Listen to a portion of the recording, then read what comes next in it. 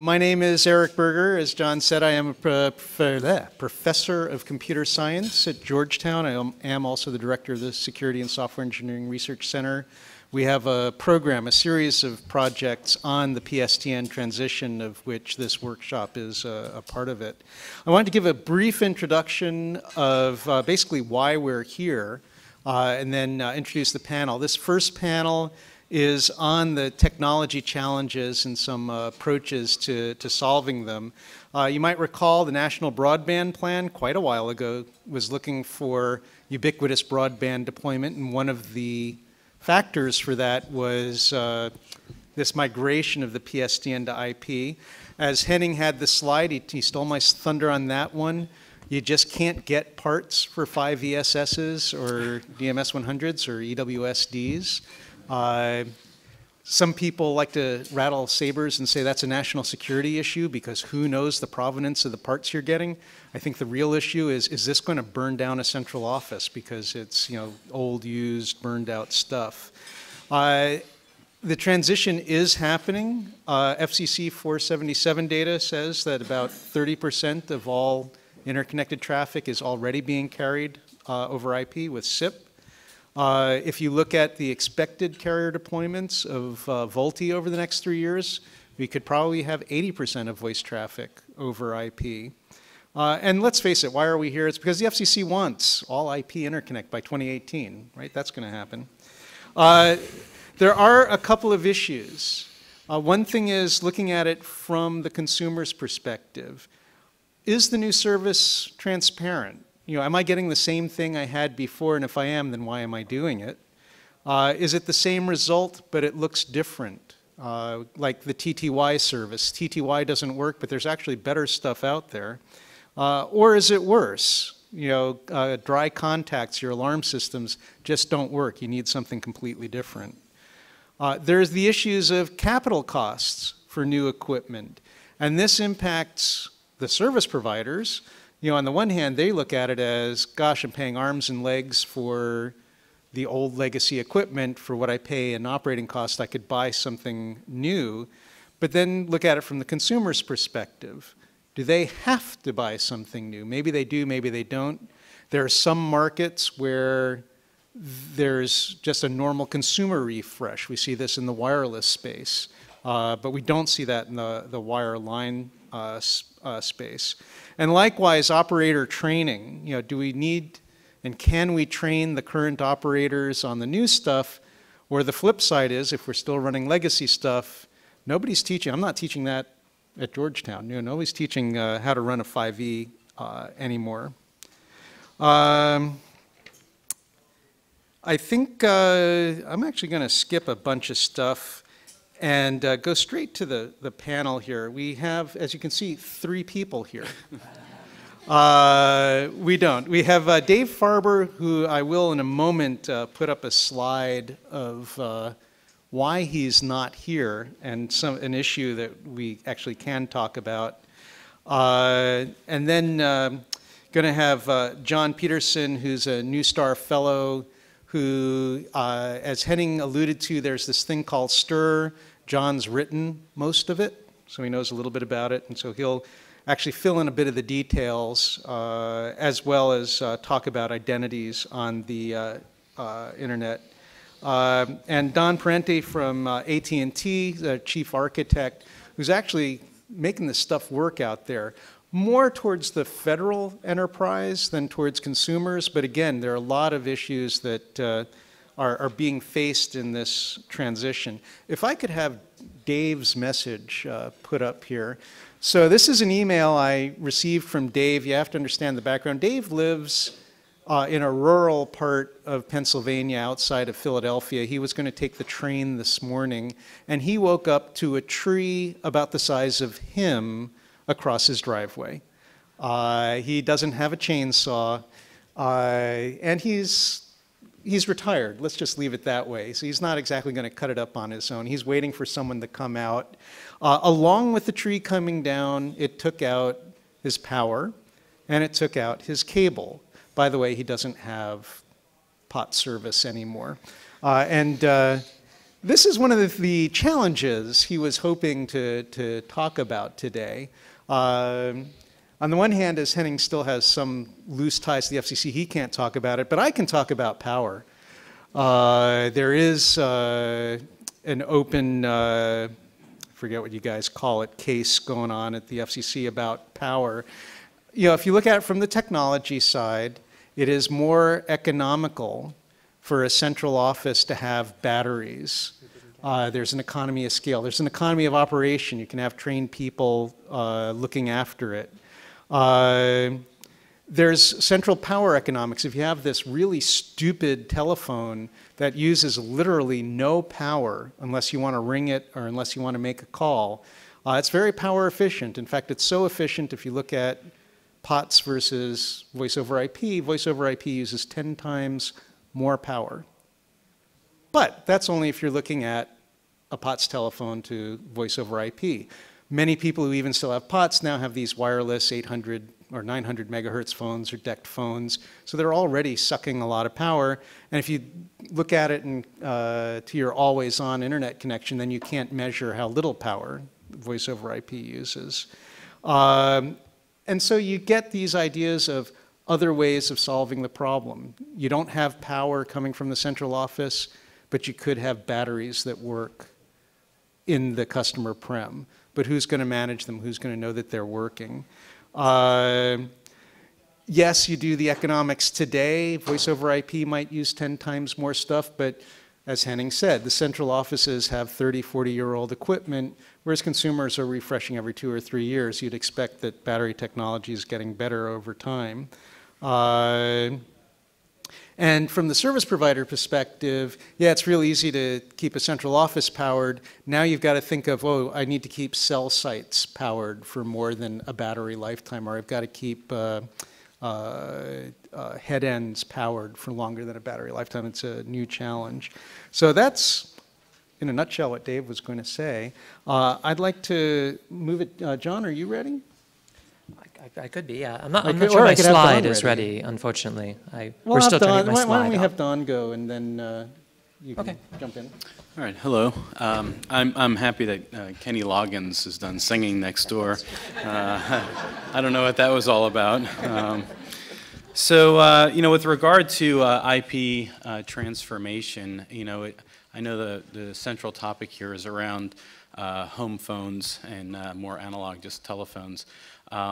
Interestingly, I have a home phone. I think it was brought up earlier. I think it was cheaper to get the triple play than the double play. But you know, the reality of it is, IP transformation is really needed. You know, the network evolves over time.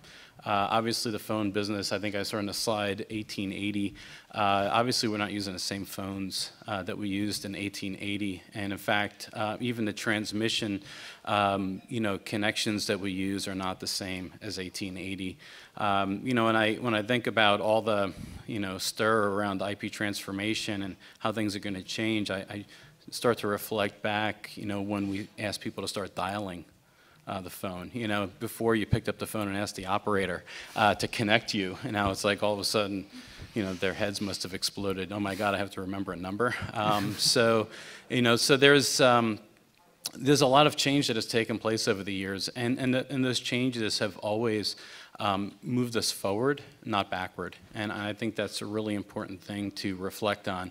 I think the telephone network, not just voice, but even the data services that are delivered on the network are probably the most important and critical tools for productivity and efficiency that we have.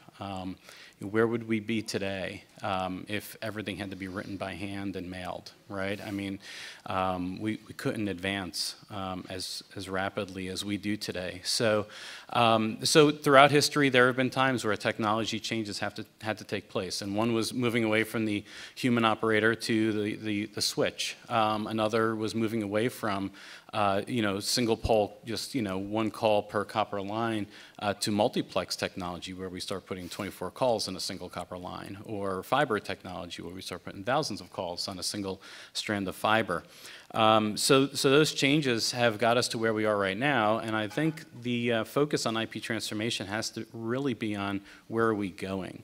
If we sit back and just kind of, look at the technology as it is today, it's not going to serve our needs 5 years from now. And if we even just look at the services that are delivered on it today, it's not going to serve our needs 5 years from now. Just look at consumer internet as another great example. How many people here are still using dial-up? Nobody, right? How many people here watched House of Cards on Netflix or some other show on Netflix recently, right? So the network, there's another example of where the network evolution just in the past decade has changed the way we entertain ourselves, changed the way in which we communicate. These were major technological advances. So if we just kind of lived with old analog circuits to the home, we'd all have dial-up. We wouldn't be watching YouTube and Netflix and all those other cool things. So anyway, so it's a needed thing. Change is needed. We need to sort of put ourselves where we believe the technology is going to go. Where's the next innovation going to be? So when we also think about what's going on in the network, scale is a big topic that we have to talk about. We've seen tremendous growth in our network in the tens of thousands of % usage. And when you start looking at things like that, you start to ask, is the network that we're running today able to handle the volumes of tomorrow? And the simple answer is no. T1s, which is the kind of dominant data circuit, is 1.5 megabits per second. Who has better than 1.5 megabits per second in their home? Everybody does. You all do. So, if we look at we have networks that have grown 30,000% in like a 5-year period. That's a 30 times factor. If you apply a 30 multiplier to a T1, that's 45 megabits. So you go from 1.5 to 45. You might think, well, I can go from T1 to T3, but the reality of it is T3s are very expensive. IP-based technologies like Ethernet are a lot more cost-effective. So we're looking at how do we deliver more bandwidth and do it in a very cost-effective way. Those are important drivers. The other driver is, it was brought up earlier about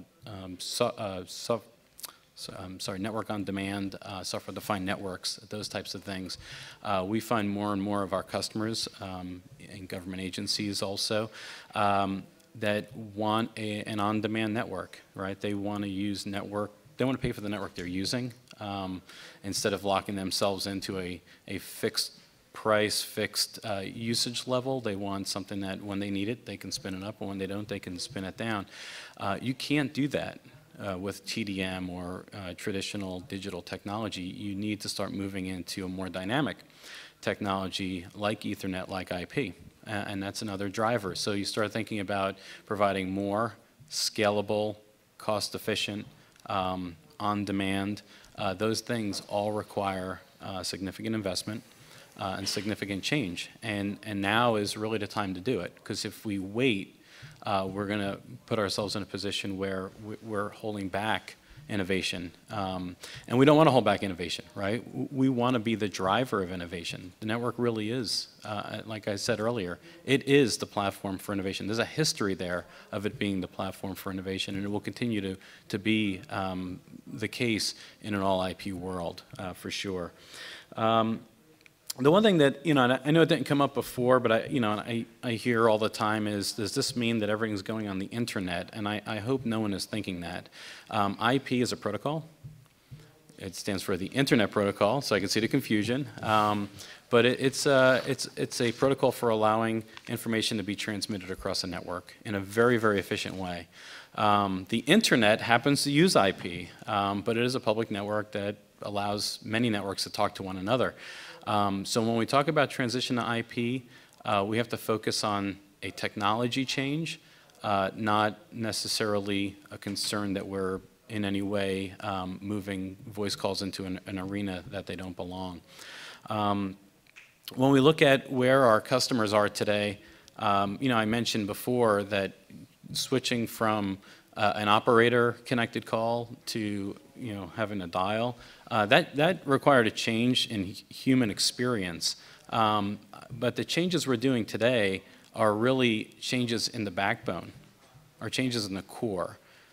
We're not asking anyone to change the way in which they dial a phone. I've already changed the way I dial a phone. I do it all voice command now, but and I do have a rotary phone in my house, and my kids love it. A few years ago, my daughter, who was 8 at the time, had a birthday party, and they thought it was a toy, and they dialed 911, and the police came. So. Anyway, so the reality of it is that we're not looking to change the experience. We're not changing the interface. That stuff's already, like I said, already kind of changing on its own. We're looking at changing the core backbone technology. If you look at the way, especially in the data side of the business, everything's already IP. If you're bringing your T1 into an agency or a business, you're terminating that T1 on a router, and that router speaks IP. That router speaks to PCs on the desks that all have IP addresses. A lot of companies and agencies already have IP phones on their desk, which have IP addresses. So we're talking about really making an important upgrade to the core backbone. Right now we're taking IP that's on the edge and converting it to TDM and other technologies to deliver it, but now it's time that we use the most efficient technologies to deliver IP end-to-end, and that's a big focus of why these changes are needed.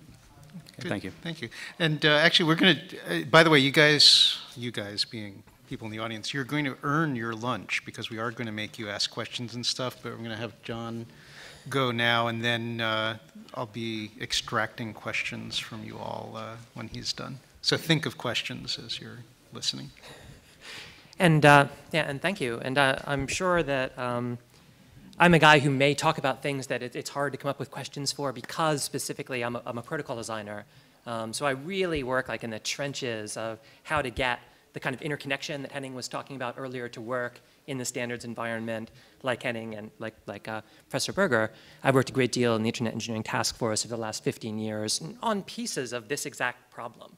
I started out trying to figure out how to connect up the SS7 network to the Internet circa 1997 or so. And like Henning, I think I'm surprised at what we have and haven't accomplished over this time. But one of the things I have accomplished, and I think we have accomplished, one of the things that I think makes the IP transition so complex is we're actually facing a movement away from voice as the ubiquitous means of communication. And a lot of the kind of traditional relevance of the telephone network, a lot of the things that we just thought are the go-to use cases for going to the telephone network kind of come by the wayside as we have this alternative, completely ubiquitous network in which voice is like one of many apps, one of many modalities that we use to communicate. And I think this fundamental tension, a lot of which is driven by innovation from kind of smaller apps, people outside of the traditional carrier space, is one of the things that has made this transition so complex and has kind of gotten us into the situation that we're in with us today. I mean, I think Henning gave one great example, which was of 911, like text to 911. There's so many emergencies where actually having to like call a person and talk to a person and use that person as a resource and use your time to like, have a voice conversation with them isn't the right way to express that there's an emergency situation going on. Sometimes it is, but sometimes it's really the worst thing that you could do. And that's a great example of how this kind of new ubiquitous world that is much more than voice communication is really kind of impacting and transforming the way that we look, I think, at the IP transition.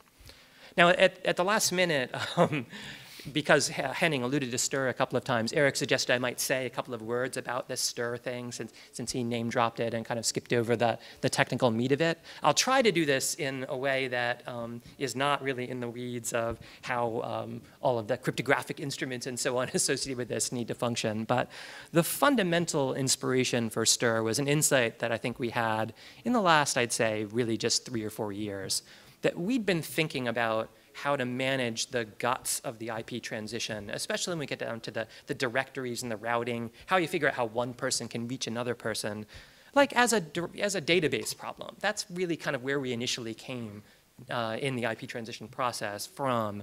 There was a protocol that was very popular called enum, still used quite a great deal today. It kind of applies DNS technology to transforming telephone numbers into identifiers that are useful on the internet. Great if you start with a telephone number and you want to reach an internet endpoint. I think where we kind of dropped the ball on this, though, in retrospect, is that we didn't really think about the security of it that much. And fundamentally, I think the building block that needs to underlie how we get something like telephone numbers to work on the internet has to be understanding authority, has to be understanding how numbers are allocated, who's actually responsible for them, who has the right to say, this telephone number should go to me, and who doesn't.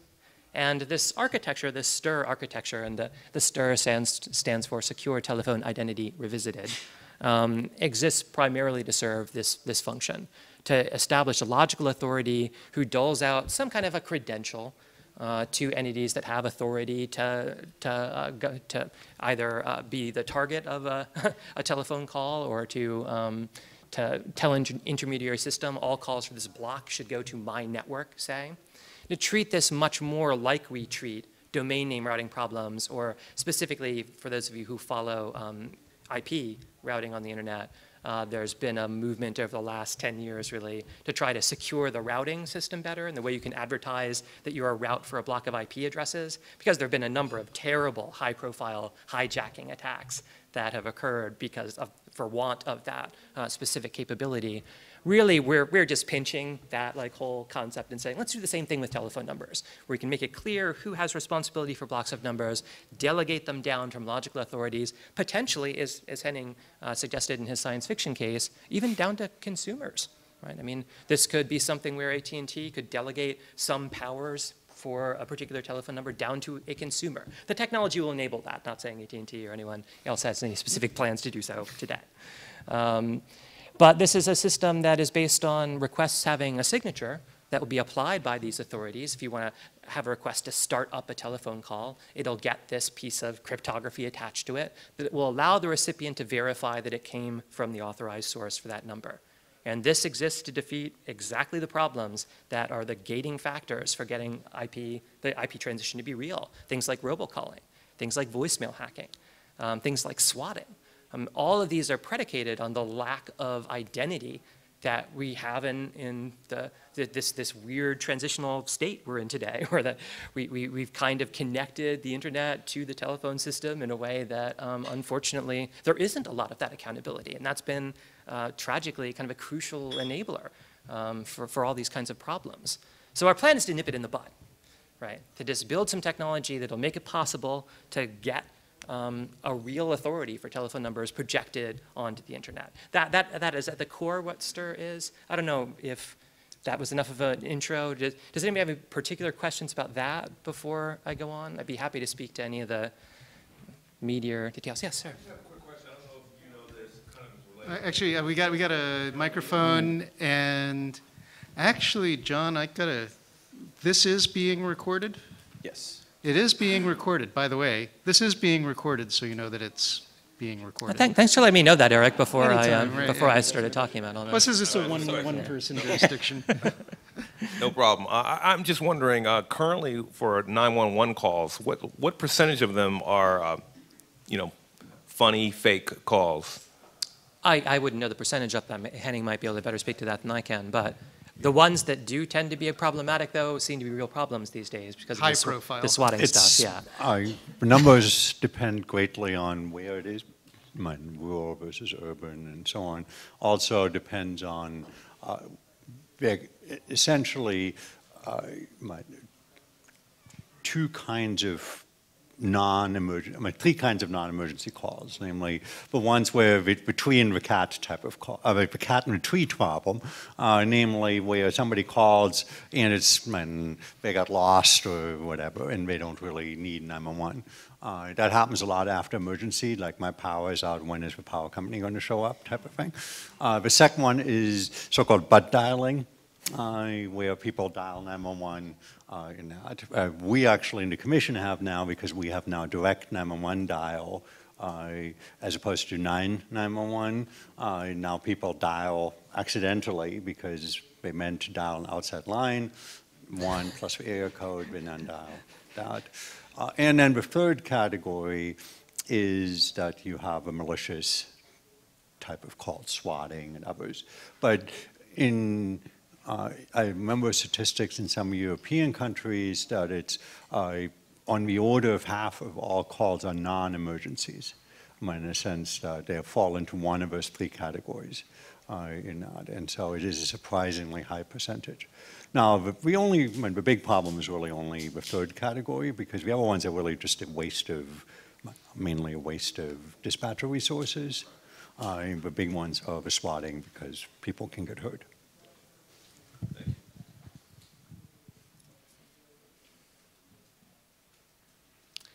Okay, now back to our regularly scheduled program. Yeah, so I just wanted to give a brief overview of what STIR was. You know, I think too it's important to understand that this is also something Henning alluded to. Telephone numbers are used as identifiers in all kinds of internet contexts as well. There are many kinds of like multi-factor authorization, for example, that are predicated on using telephone numbers today. And I guess it's our belief that if we had a system that really just gave a better accounting of telephone numbers, a better authority system for telephone numbers on the internet, it would have a fairly broad applicability because of that. Again, I don't know how much I want to get into some of the harder interconnection issues that Henning raised. I'm kind of tempted to go into those a little bit. You know, certainly I think the radical pluralism that I alluded to earlier, the fact that there are just so many systems that do audio personal communications on the internet, you know, shows us how profound that interconnection problem really could be. As we see so many entrant players, things like multiplayer gaming, you know, a World of Warcraft with its 10 to 12 million subscribers can prop up a voice system, you know, and just roll it out in their latest patch. And suddenly that is a system for personal communications for voice that is being used. It's a new set of identifiers. And should it need to be interconnected with anything else? Are these things their own independent islands? These things, too, I think, make it harder for us to understand the scope of the IP transition. And it gets deep, too, when we look at what a social network really is. We can imagine, you know, a Facebook scenario like the one Henning showed earlier, where you have a drop-down menu and you can connect your Facebook identifier with Skype or any of a set of other communication services. But it's also crucial to recognize that there's a fundamental disconnect between the way social networks are structured and the way that the telephone network was intentionally designed. The telephone network was designed to have this property that any number could dial any other number, and that every identifier was reachable by every other identifier on the telephone network. Social networks are defined by the opposite of that, actually. And this is their feature. It's not a bug. They didn't do this because, you know, they couldn't figure out how to interconnect with other people. The point of it is you choose a very select set of individuals that you opt in to communicate with in the context of a social network. And as we look at what it's going to mean for the telephone network and the internet to combine, people's expectations about the internet are now so conditioned by the way that social networks operate that the kinds of introduction problems, how you make new contacts and so on, how you gauge new contacts, are all going to, in some sense, I think, have to borrow from the techniques that we learn from these social networks. What makes me John Peterson in a particular social network, what uniquely identifies me, isn't my name. It's my position in a social graph. It's the fact that I'm the John Peterson that is also friends with Henning and with Eric Berger. And if you are trying to befriend me and you know, oh, is this the John Peterson I'm thinking of? Well, I'm friends with Henning. He's also friends with Henning. That's how I know. That's how you do unique identifiers in the system and get people introduced and feel confident in who you're communicating with. And as we confront more and more of these problems of introduction, like the lost cat kind of system that Henning was describing, and figure out what the right ways are in the IP transition for us to accommodate them, that just further compounds the security difficulties that we face. But fundamentally underlying this, there needs to be that assurance, I think, of who people are and some kind of an authentication system that's going to underlie that. And for a variety of reasons, I still think that telephone numbers are a viable basis for this. Again, because they're non-linguistic, because they have the other properties that Henning described, they still seem to be quite useful. And these things as well, I mean, if you'd asked me 15 years ago, you know, what I thought the prospects were for the telephone number as an identifier for the next 20 years, I might have been pretty grim. But these things have given it unexpected longevity. The fact that these have turned out to be so integral to society and that they have telephone numbers on them. Telephone numbers just get used for so many things by virtue of that. Who would have seen it coming? But that, I think, makes it, again, so critical for us to figure out the proper ways to secure this.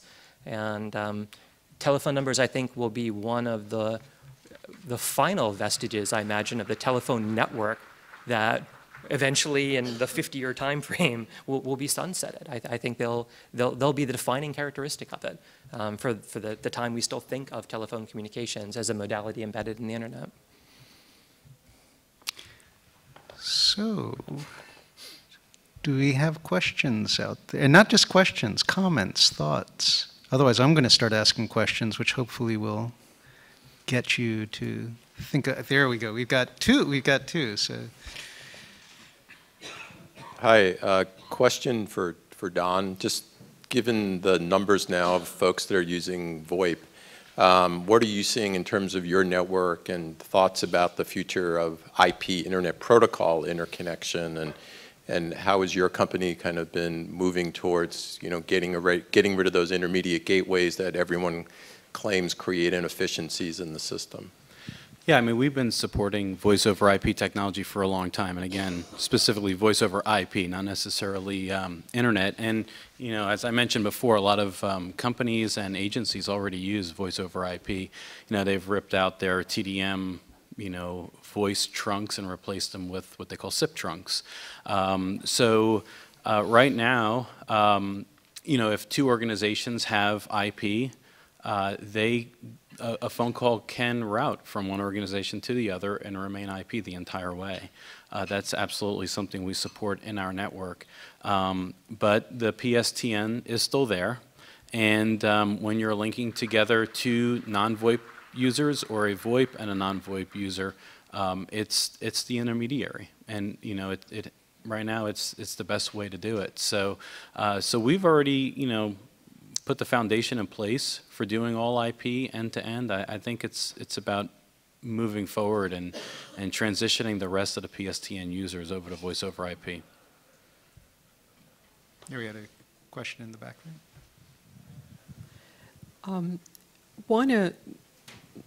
Probably the biggest barrier to the IP transition is the issue of power, or at least resistance from consumer groups is coming in the form that David's message was about. What do I do when my power is out? That's an issue on the communication side. Local power storage is also the main barrier to the transformation of the grid, the ability to use solar for more than just sort of interchanging with a bigger distribution network. Would any of you want to, I may be totally out of bounds with this question, but would any of you want to talk about what you're seeing in the way of battery development, both for devices and on a more massive scale for power networks? Do you want to take that? I don't have anything. Okay, well, so I did actually have two students who looked at it, and there was some research that has been done at MIT about 1.5 years, 2 years ago on that. And it is one of these, leaps and bounds, but.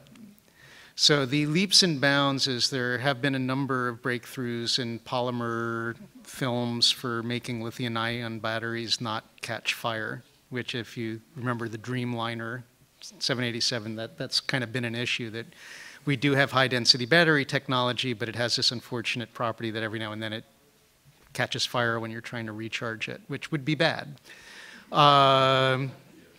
And likewise, many consumers are in this generation, and part of being in the small device generation, it's the PC revolution. It's actually not a wireless thing, but PCs were so demonstrably inefficient and the wrong way of doing computing, because you really had economies of scale in the mainframe. You had people who knew how to use them. And if you looked at the dumb terminals that fed into them, it was much more power efficient. Only people kept buying those PC things, which meant that there were even more economies of manufacturing scale. And that's what we're seeing in these devices. That's what we're seeing in residential battery technology. There was a company that just introduced Basically, because I'm in the same boat that Dave is in terms of living in a semi-rural area, although from here, I have had a tree fall across my driveway, although I do have a chainsaw, and I know how I'm willing to use it. Basically, today, for about twice the cost of what my generator cost, I could get a battery storage unit, and I would expect that to, get a lot less expensive over time. One of the issues, though, is I'm in an economic position, and well, I don't want to have the latest stuff, but I'll take just the last release, but not the release from 2 decades ago. There are people who either don't want the latest release or the last release, or people who are not in an economic position to do that. And that is a public policy issue. What do we want to do, with those people? Do we want to say, well, too bad, when the power goes out, you're on your own? Do we want to say, here's a voucher to do it? Do we want to say, as a service provider, it's cheaper for us to just give it to you because we don't want to, deal with complaints anymore? This is the technology panel, so we can talk about that on the next one. Oh, yeah. Can you say Elon Musk is going to solve this from the technology perspective? That's right. So, you alluded to the problem in that obviously many voice over IP providers today, like the cable companies, Fios, Uvers, they all provide lead-acid battery backup, which is supposed to last about 8 hours or so, plus minus, but only for the voice service part of it. And so the two challenges are, is backup power just for voice what consumers expect, given that many services such as medical monitoring, many critical services like monitoring, home alarm systems, various heating type energy monitoring systems, for example, all will either rely today or will rely on IP connectivity. And the second part is that, and you alluded to that, the economics currently, yes, you can buy UPS, but if you buy UPS that sustains you for 24 hours, you're talking roughly about $600 worth of equipment. And that's when, for a basic voice service, like you said, you're getting into territory that's not affordable, and certainly one can argue about efficiency at that point for a service. And because, plus you have to replace those batteries, they only last like 2 years, so it's not a once a lifetime, it's a once every 2 year, once every 3 year type of expenditure. The part of the problem, this is it seems completely unrelated, but is strongly connected, is that the energy efficiency of many of the home electronics devices, like optical network termination units, DSL modems, cable modems, has gotten better, but it's not as good as it could be, which costs you in 2 ways. Namely, one is that you pay a small amount every month, and the economic incentives are misaligned because your service provider doesn't pay for it, and you don't really make your decision between Comcast and Fios based on how much you're going to pay for your modem. And secondly, any battery that you would self-provision or any UPS that you self-provision needs to be much larger than it otherwise might have to be if these devices were more efficient. So I think there is a long-term technology issue as to how can we make these type of network termination entities, cable modems, optical network termination units, are far more efficient than they are today. And Energy Star and DOE are starting to look at that issue. It's complicated because they have different functionalities, they have different roles, but that they're actually a non-trivial fraction of energy uses as other energy consumers, like lighting in particular, get more efficient. You essentially have, a typical Fios modem consumes about 20 watts, and it's on 24 hours a day, and that does not count the wireless part. That's only the part on the garage wall. So that's, it's not as big as the air conditioner, but it's in the percentage range, in a few % range of your total energy consumption. I don't know if that answered the question, but that's part of it. Do we have another question from the audience or comment from the audience?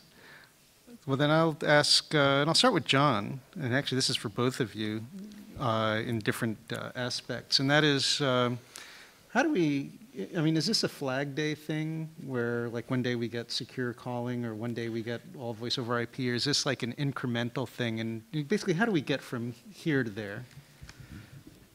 I can certainly start on that.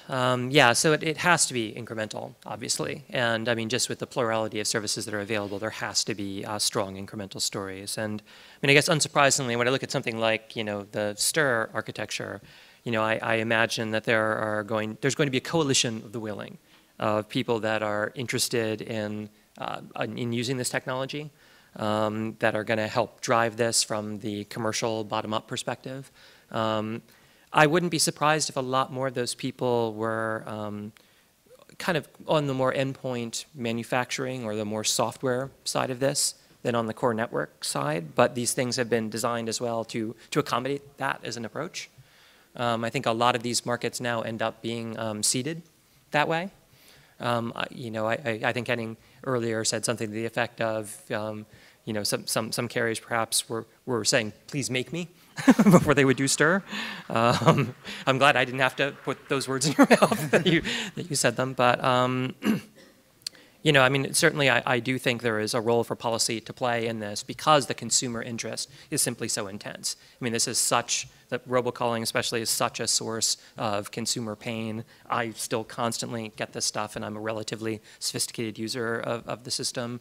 So, I mean, I do hope that there are some policy incentives to implement systems like this. But yeah, I think a lot of incremental deployment could come from people that are looking at much smaller in scope places where this can still really help.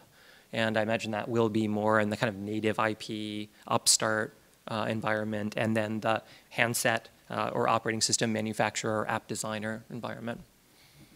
Yeah, and I guess, Don, I mean, like you see a lot of like how the federal government's been rolling it out, which that's probably a proxy for most large enterprises. Can Yeah, absolutely. I mean, enterprises, government, like I said, they're already doing a lot with voice over IP. We have a lot of voice over IP right now that we manage. As far as, do you wake up one morning and find it versus transition, it has to be an evolution. I went to go drop some shirts off the other day at the cleaners, and they were closed for 3 weeks for remodeling. Our business doesn't close for remodeling. We have to do all of our transitions for the last 130 years without taking people offline. So, and we'll continue to do so. So it's gonna be an evolution. It'll take time, but we'll get there. I saw another question back. So I'm just thinking about the STIR architecture, and I guess from a practical standpoint, it would seem to me that there's some usability challenges. Presumably you have these, I guess, certificates that you'll have to maintain in whatever your phone is, and I'm wondering, will the benefits outweigh an alternative system where I just go back to the model of ignoring phones that are not in my phone book, ignoring calls that are not in my phone book? I know, yeah. Right? I mean, I was just dealing, not to go too far off track, but I was work with Git software development, and one of the big problems we run into is users who lose their keys or their keys get out of date. That's a really big hassle. Yep. If you get a phone call from a new friend or colleague, it's not in your phone book, you let it go to voicemail, you listen later and decide if you want to call back. It's a pretty simple protocol. So. Sure. No, and to be clear, I mean, I think this is going to be, all these things are cocktail solutions. There's nothing that is a silver bullet for this, just no way. Henning alluded to something called DNO in his presentation, where if you just pick a set, if you just have the gateways themselves, not send caller ID for numbers that we know don't even exist, right? That would certainly cut down on a certain amount of this. So we're all looking at incremental things that are going to cut down on certain amounts of this. I think it would be good if we had a world where we had a better introduction system than dropping this to voicemail and seeing what happens from that. Some forms of abuse again are more insidious than that. We could talk. Swatting was an example. They don't really let you just go to voicemail on 911. Voicemail hacking is another one of these, right? The high-profile news of the world style attacks where there are voicemail systems that trust your caller ID, and if you can forge the right caller ID, then you can get access to the voicemail that's in them. Now, we could say that's a poorly designed system, and yes, if those systems were designed better, then things would work out probably better than that. Really what I think we need to think about this, though, is it's our responsibility as shepherds of the IP transition to try to provide consumers with the best information we can to help them make these decisions, right? And as long as we're all kind of pushing to that goal, there will be things like this and that. There will be other things as well, right, that'll contribite to it. But as long as we kind of keep that as our guiding compass, then I think we'll be getting to where we actually need to be. Rather than just saying, what's the best way to figure out how to map a telephone number to, an IP address, which is kind of really where we started on this, 15 years ago. And sure, you can do that, but the problem is that leaves us with this world where we have all the problems of a ubiquitous system that lets any number connect to any number, but none of the economic disincentives that prevented robocalling on this level, none of the core network analysis. Like if you run one of these core networks, you can detect the spam going through it if you're big enough, right? And there are various kind of data mining ways you can ascertain that. But in a more pluralist world, where again we imagine there's all these onesie twosie ways to do voice comms, that different things are going to be required. So, like I said, we just got to keep focused on how do we think we can get the useful, relevant intelligence to the people that are receiving and placing calls that'll help understand what's wanted and unwanted communications. I think going to an all IP architecture gets us to what Henning had on his slide, a programmable network. You can't do it today with disparate technologies that we have in the network, right? So you get to all IP, you get to a point where the network's programmable. That becomes the enabler for innovation, and one of those innovations very well could be these types of call control things. I mean, like you said about your phone, who would have dreamed how powerful it was going to be, your mobile phone, 15 years ago? I have no idea what great technologies are going to be built on top of the IP network 5 years from now, but they're going to be really great. And actually, while the microphone's going there, I had a flashback when John said 15 years ago, and I was like, really? And I was like, oh yeah, really? Now the enum work that John mentioned was kicked off so that we could do fax on the internet. Right. And how, we've kind of evolved the technologies. Anyway, please. Hello. Let me go a little off tangent here. In a TDM-based network, when a call is initiated, it's basically a circuit establishing another circuit. It's a direct. There is a certain percentage of quality, call quality or session quality. But in an IP network, do you or has anyone done any studies or any MOS out there that actually shows this is the sacrifices or the call quality is better or the less from the TDM-based networks? I'm sure there are studies out there. I don't know of any offhand, but there's a couple of factors you have to consider. Just switching from a circuit switch or a TDM to IP does not necessarily degrade quality. What compression algorithm you use would absolutely, right? So if I take a regular voice call and use G711, which says I'm not going to compress at all, I think the quality is very good. But again, I'm sure there are studies out there that can give you some, quantitative, information on that. But if you go to like a G729, which compresses quite a bit, you'll definitely hear a difference in the quality. But once it's on the network, it's on the network. Now, there are ways to manage congestion on the network, but those technologies have been around for a very long time. And again, most networks are sort of doing IP to some extent right now, where voice over IP is being run. So I'm hoping that maybe John or Henning could tell you where some studies might be published. But there's a number of variables. It's not just clear-cut TDM versus IP quality is different. Yeah, I mean, a lot of people would argue actually you get better quality, right? Because G711, the standard kind of codec that you use on the PSTN, compared to like ILBC, the Internet Low Bandwidth Codec that was the basis for Skype originally, or its current generation Opus. Certainly we can show you the scores for these. They're unbelievable. I mean, in terms of how little bandwidth they use and how good the quality is, how lossless they are. So this is something that's been a subject of profound study. Again, largely innovation coming from people like Skype. or organizations in roughly that line of work. Now, I mean, again, because there is congestion, because there are issues in the internet that, depending on what your connectivity is, I was Skyping this morning from the hotel network at the Georgetown Inn, and it was not ideal, actually, for some reason. The Wi-Fi there wasn't awesome this morning. But, you know, that, I think, notwithstanding, to Don's point, internet is not IP, and IP is not internet. There are plenty of networks out there that you can be on that are constrained networks where you'll be able to actually guarantee that there's reasonable availability. And you combine that with these wideband codecs, and you'll have very disruptive, superior experiences. And I think all the carriers really at this point, I don't want to speak to Mario in particular, are aspiring to that, to be able to get better than PSTN quality through this combination of managed networks and good codecs. Thank you. And actually, to give a preview to the next panel, which is going to be coming up very shortly, and you're not holding up the sign, but I know you're getting ready to, we are going to talk a bit about high-definition voice. In terms of studies, I would offer a watch this space, circ.georgetown.edu. That's s2erc.georgetown.edu. We have a project called Comprehensible Voice. And what we're looking at is not to create another better high-definition voice. It's actually targeted towards call centers and other situations like a 911 PSAP, where understanding what the person is saying is more important than what the voice quality is. Today, voice quality is pretty much how much does it sound like actual normal voice. One thing you'll find out is G711, I think the technical term is it's crap. When I first got into telephony, we were doing a bunch of stuff in over-the-telephone speech recognition, and I was like, how could you possibly confuse an F with an S? Yeah, it is time now.